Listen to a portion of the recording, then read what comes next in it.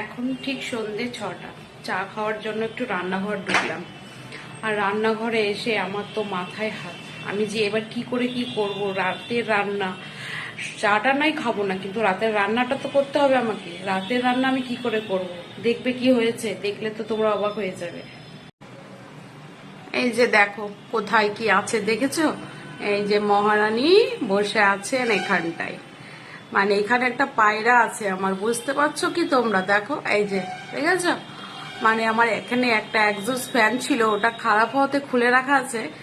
ও এই সময় কখন যে ঢুকেছে আমি তো কিছুই বুঝতে পারছি না। মানে এমন জায়গায় ঢুকে আছে, মানে আমি না রান্নাঘর ঢুকতে পারছি না আমি কিছু করতে পারছি। মানে এই যে রান্নাঘরের গ্যাস আর আমার এটা একদম ঠিক জায়গাতেই আছে। মানে আমি কি করে কি করব আমি তো কিছুই বুঝতে পারছি না। মানে মাথা খারাপ হয়ে যাচ্ছে।